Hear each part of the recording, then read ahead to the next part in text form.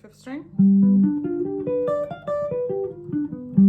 So here you have, and it's kind of interesting. I'm thinking bass player is playing that, right?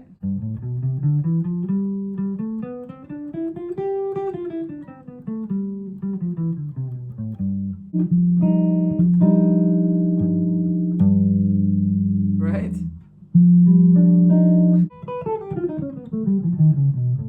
It's a whole tone scale.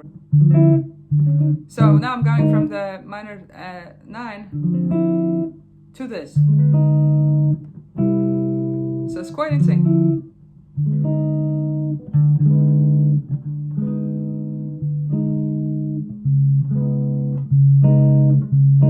You could do like a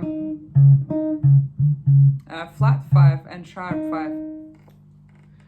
Hi guys, hope everyone is doing well. I'm just popping in here, and I want to talk about just dominant chords and alterations and everything you can do with them.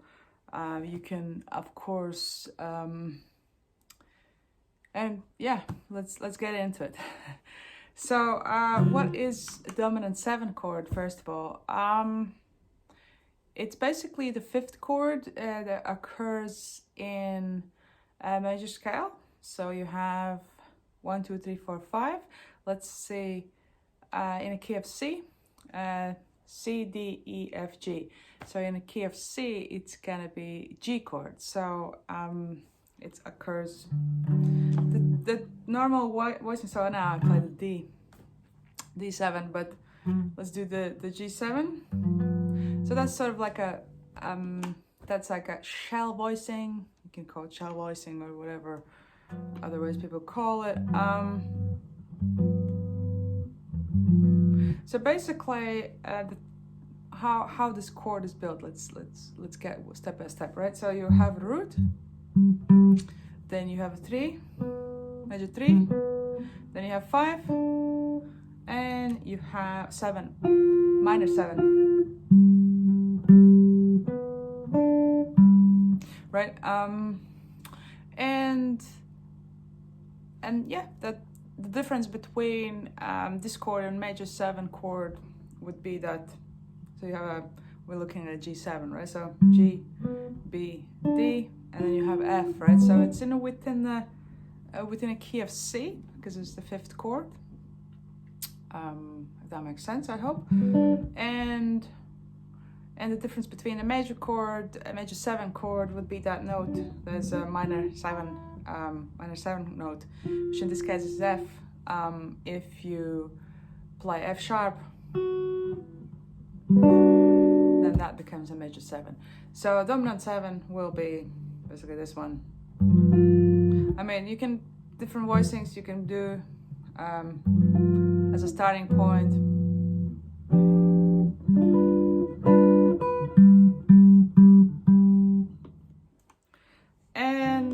So you, the shell voicing would be root, 7, minor 7, and 3. You can do that also here, in different places. Root 3 and 7, minor 7. So those are, if you want to make it fuller, then you probably know this chord. So what you're doing here, you're also adding the 5, right? And 5 is not as important note, so to say, in jazz, unless it's altered, and I'm gonna get into altered shortly. So there's another way you could be playing it like this. So you have your root, minor 7, and 3 here. You can also play it as a bar.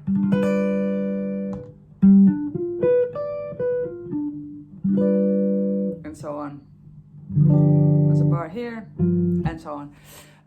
Then you can, the other thing you want to do with it is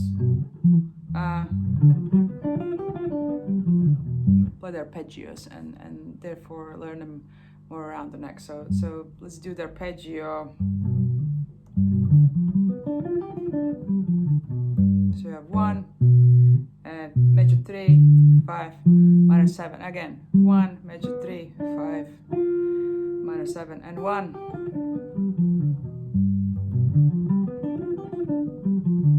You want to probably pay attention to the voice, to the fingerings. Don't pay attention to my right hand. Let me use a pick.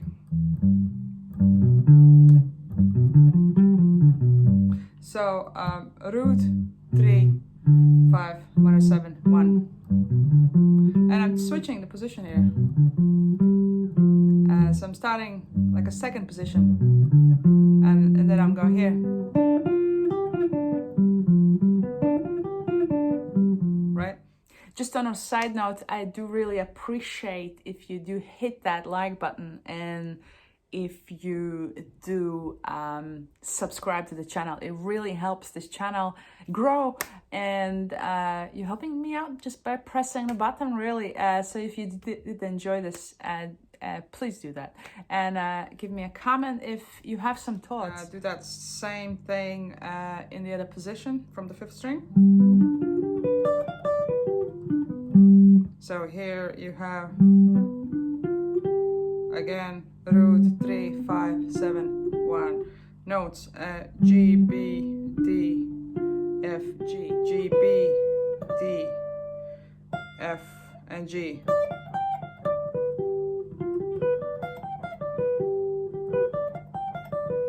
So if you pay attention to the fingerings,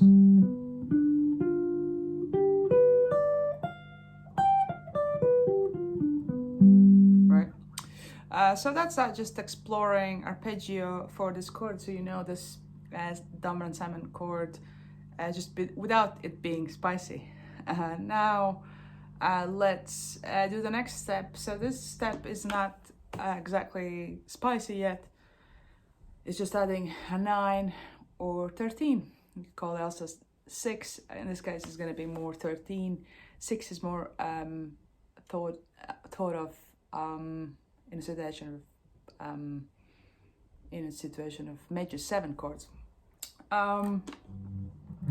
So what we have here, we have the scale that fits this chord without any alterations is a Mixolydian scale. So that's the 5th mode in just normal major scale modes. We are in a key of C, so we have a G Mixolydian mode. So you have basically a major scale with a flattened 7. So if it was major scale, would be this note, right? So that's F sharp. But Mixolydian have an F. And then you want to keep going. And then so on. You probably want to do it across the neck. Let's do another place. Say let's do this. If I go from here,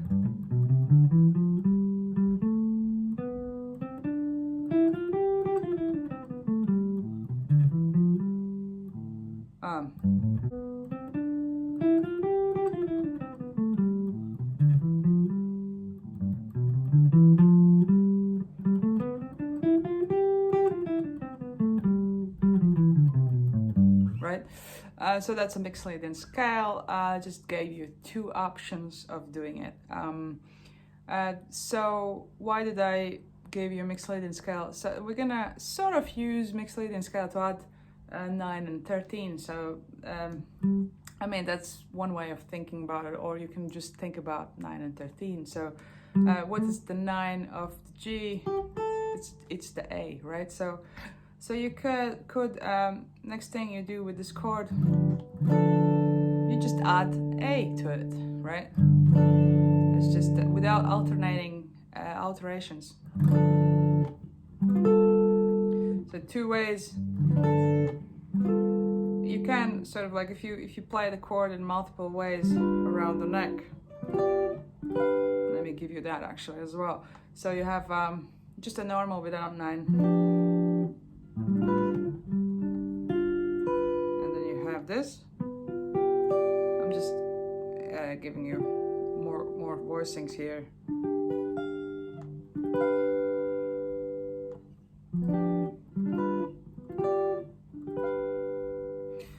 Let me do that slowly. So F, B, D, G.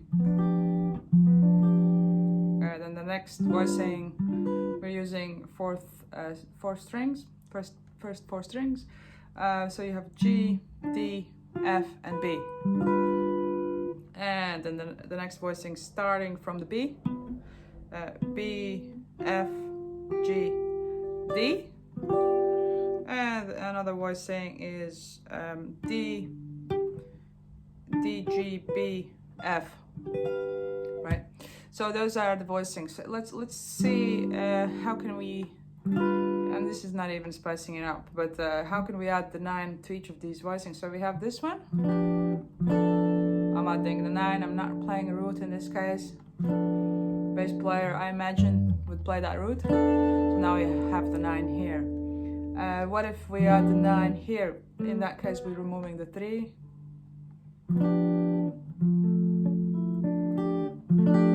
That would be one way. I'm just thinking, where do I add that A, right? And what note am I getting rid of? Is it important to get rid of?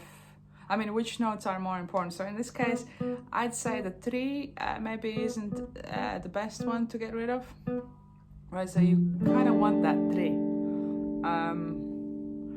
Let's see, where else can the 3 be? 3 can also be here.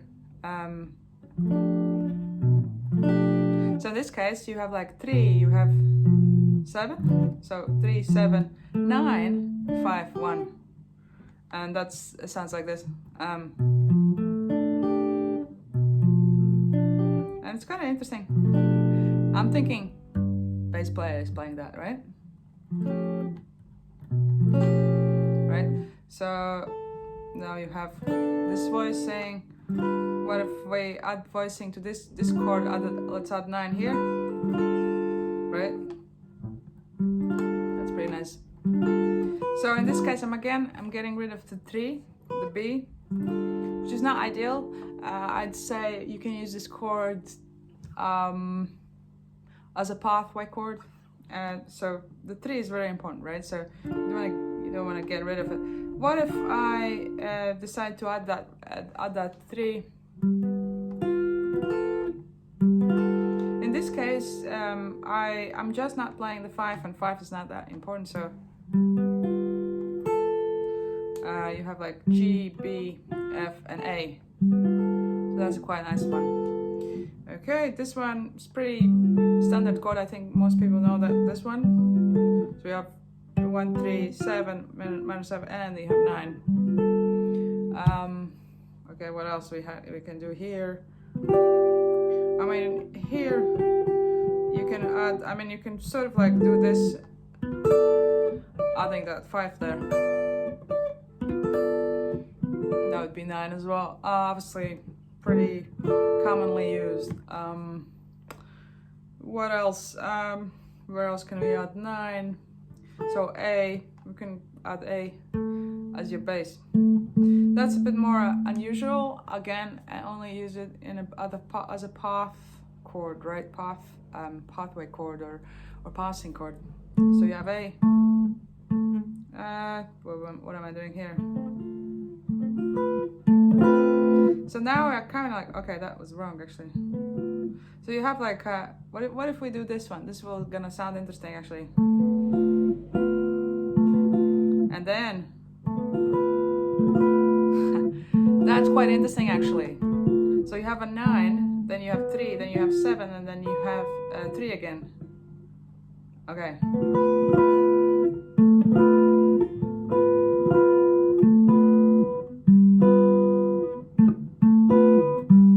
Now I'm going back to root. It's just a little exploration, right?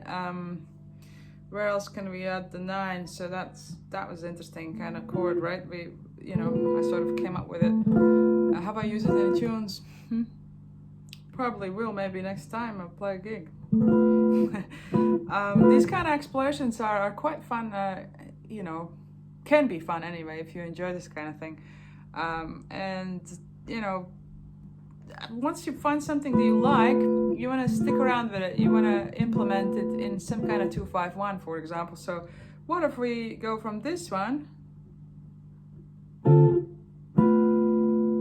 So let's go from 2, which is we are in key of C. So let's do a D minor, just a normal D minor, and then go to this chord, and then go to the C. I mean, that would be one way to play the C here, or right. So just implement the new chord you came up with in the actual musical situation. So you have D minor, and you come up, play this new chord that I came up with. I mean, you came up with it as well, in a way. Well, you didn't. Okay, don't listen to this. What I'm saying. Anyway, so yeah. What if we go from D minor 9 to that one? Let's do like this. That's a nice movement. So you have like so you're thinking the bass player will gonna play those notes. So bass player is gonna play the D, right? So like a D minor 9, and then going to the to that G7 9 or G9, and then this is kind of 6/9 kind of vibe with 1, right? So that's that. Next thing would be adding 13. So what we're doing with the 13, very common chord, just the 13. So the 13 is E note, right? So we're just adding, so we have that shown voicing here, and we're adding the E note, right? So there's your 13. Let me, in this case, you can actually add 9 and 13. So you're adding 9 here. Let's do it with these guys. So say you have like this voicing. How do you add the E here? You will compromise your minor 7 if you add it here. Right? If you don't want to compromise your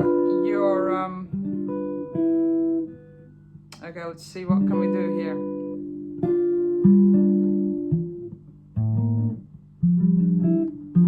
That's quite interesting. So what I'm doing is, that's quite an interesting chord. So what I did is, like, I decided, okay, let's add 13 here. So we need that. So there's your chord. Then I added this as a 13, and then I thought, okay,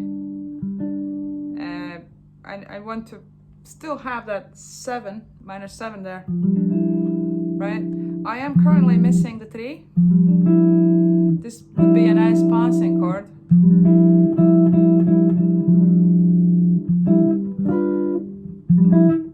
What if you do this?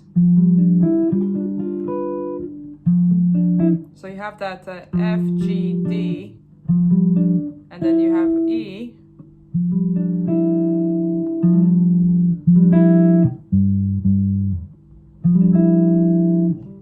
And that's the root here.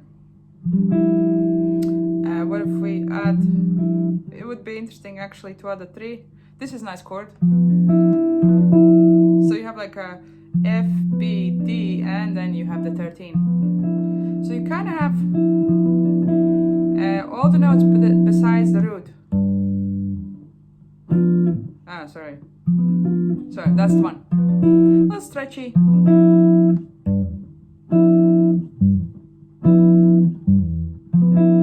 So those are just a couple things that I was just doing. I encourage you maybe come up with your own, right? So in this case again, I came up with this chord now, right? What I'm gonna do with it, right? So how can we go to this chord the nicest way? So let's say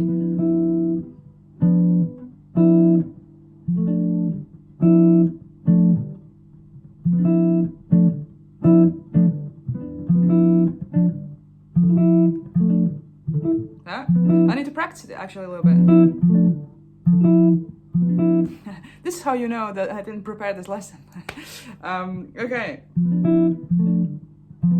Okay, so what I did now, what I did is I took the 2, sort of like a mean, I could be doing it like this as well. Putting, I'm thinking the bass player is playing the root, so I kind of took just a triad, really, a D minor triad, right? And if I want to put the 7, it would be like this.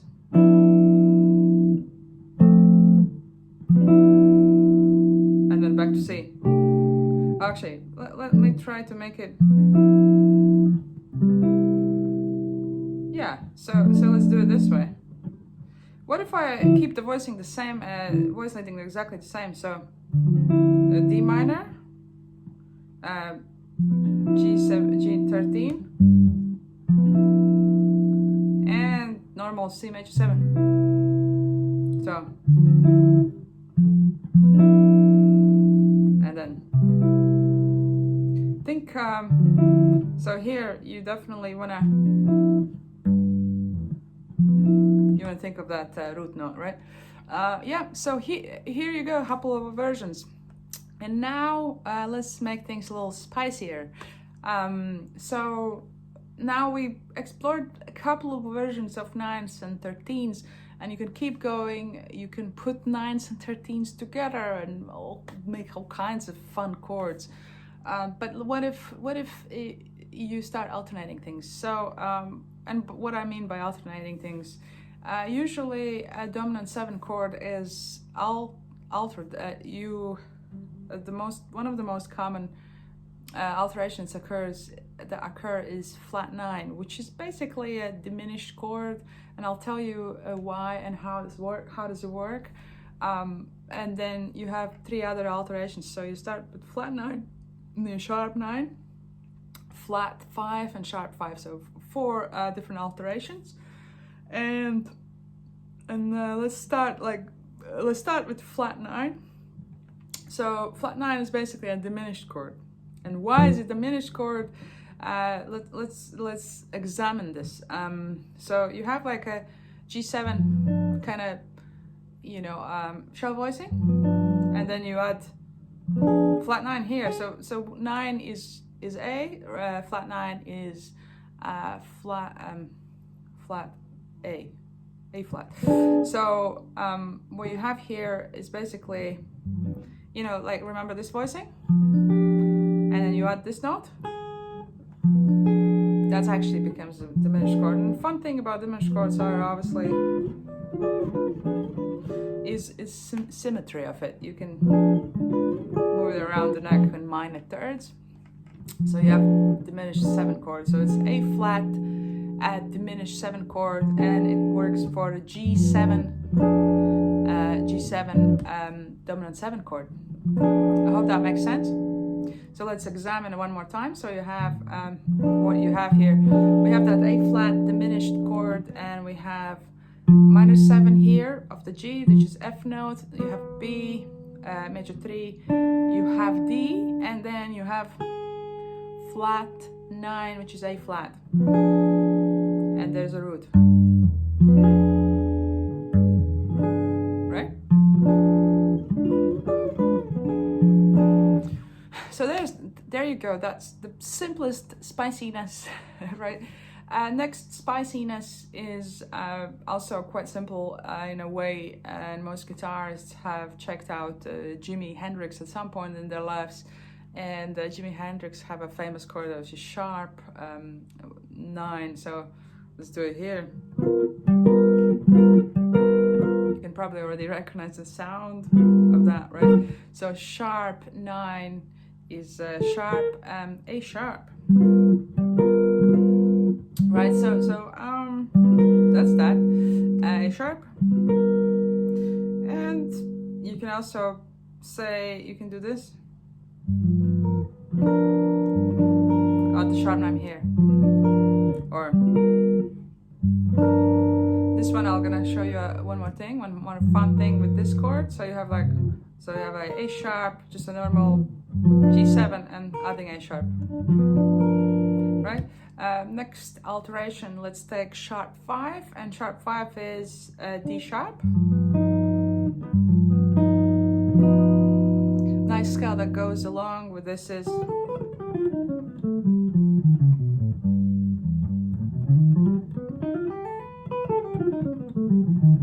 whole tone scale, right? So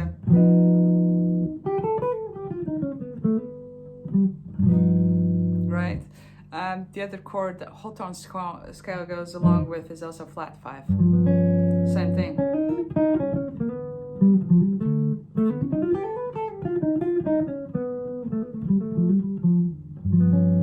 Right? So that's flat 5 is D flat, right? So you have a sharp voicing and you're adding a D flat here. And sharp 5. Let's do that here.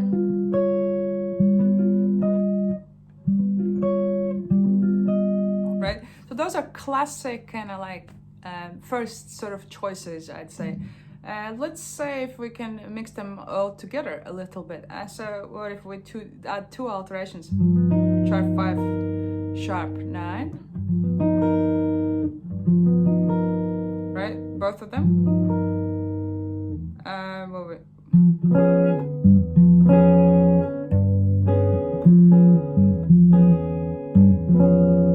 So here you have flat 9 and flat 5.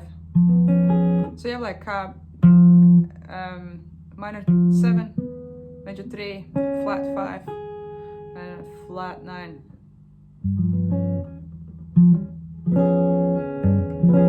Right. What else? Sharp 9 and sharp 5. So I'm kind of like doing the Hendrix chord, and then with the small finger I'm adding also D sharp. What else? So here we have flat 9 and flat 5. So those are kind of like little spicinesses you can add. Those are sort of like first steps of this, right? Let's start experimenting. Let's start finding some new chords. Let's start having fun, right? So let's see what we can do. Let's take this chord. How can we add? So sharp 5 would be actually here. That's actually minor chord.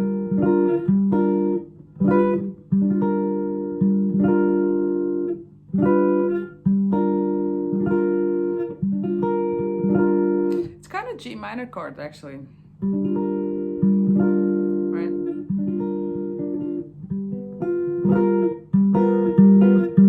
If you play like this, you have root 3 and 7 and then sharp 9.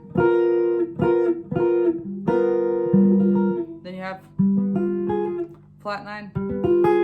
You could go from this to this. And this one also probably can be moved. Yeah, quite like this idea of like moving things around.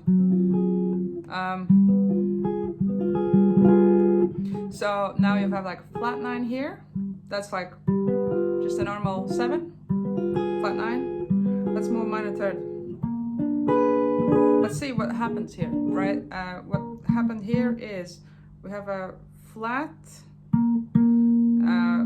B flat, and B flat is like sharp 9 basically. This is flat 9 and this is 3. So you have a sharp 9, 5, flat 9 and 3.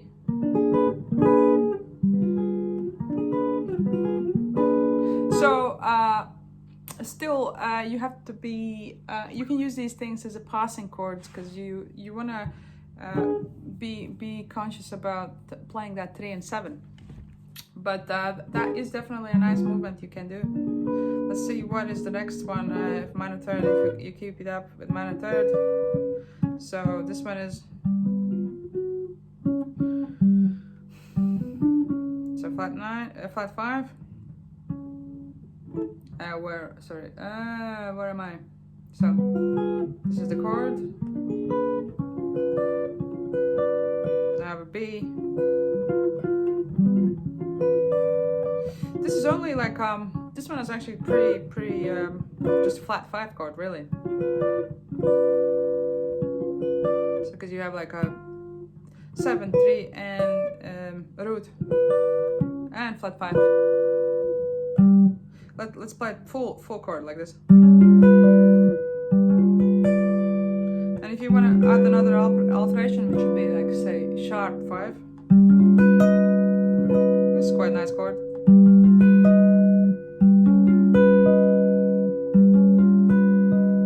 So you have root, flat 5, 7, 3, and sharp 5. Right? What else we can do? Let's do this chord. How can we alter this chord? One thing we can do, flatten the 5. It's quite interesting. Right.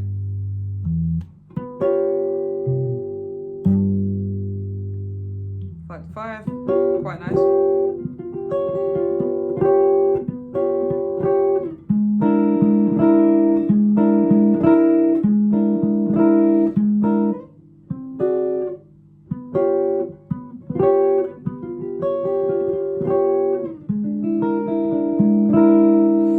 Here, if we move it minor third, that becomes a sharp 9 here.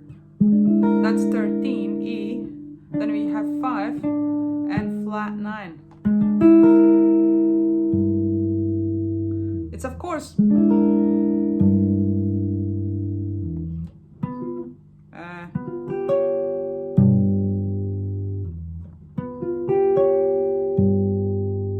wanna have that G, right? So here you go, that's quite fun.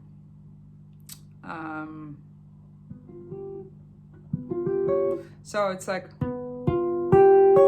so 3, 7, G, 1, and flat 5. And then you move it here, it's flat 9, 5, 13, and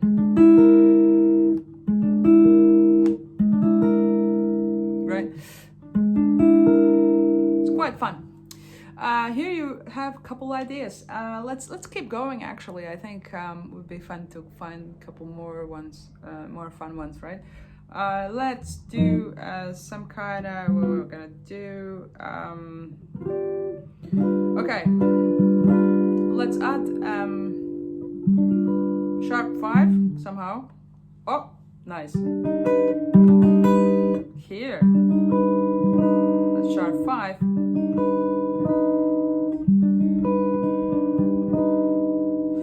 We are missing the 7, but we do have a root. Sharp 5. If we're gonna add 7 with sharp 5, let's see. How can we do that? Oh no, I don't know if it's possible. I mean, it's gonna be like this. See? Ooh, that's fun. So these kind of chords you can actually, I mean, with this is almost like going away from jazz standards, because this kind of chord, you're more likely gonna use in fusion or any kind of like original music.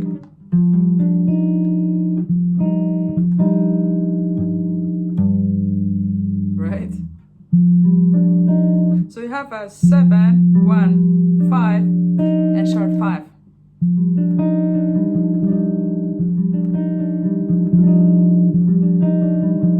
So we have both. You have a 5 and sharp 5. Really fun. Okay, so here we go. Some spiciness.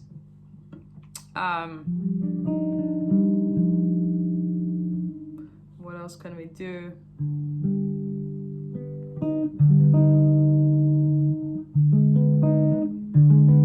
So what if we start with a 5, then we add flat 9, 3, then sharp 5.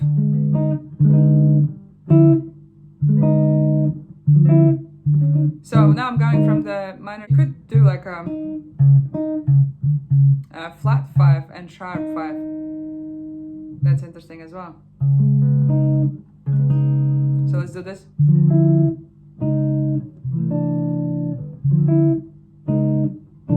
So what I did now is D minor 9, that's 2. Then I'm going to this chord, which is kind of like flat 5, flat 5, flat 9, 3, sharp. So it's mostly just alterations, really. It's very spicy. Okay. So obviously, big, you know, use your ears, use your brain. Combination of both when you use these chords. If you play with a sax player, comping for sax player obviously depends who's a sax player and what kind of stuff does he like, but he or she.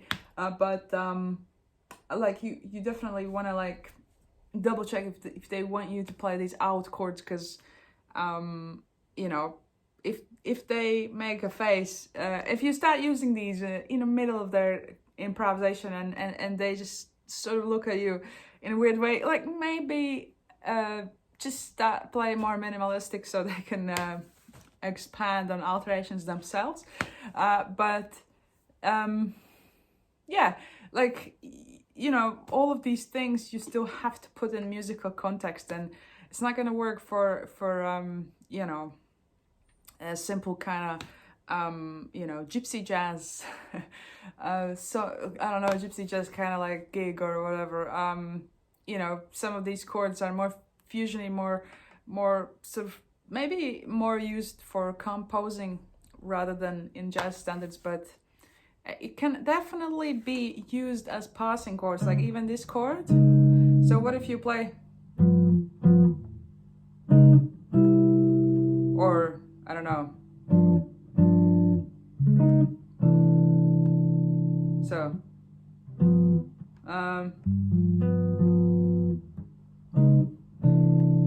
so it's almost like putting a diminished chord, but in this case it's definitely some parts of it is from diminished chord. I hope you have fun. Let me know what you think. Any of these chords gave you some more inspiration, and keep exploring, keep finding new chords, and let me know how you get on. I quite like the idea of moving chords around as well. Yeah, guys, thanks for watching. This was a little bit long one. Hopefully you got through it. Thanks for watching, guys. See you next time.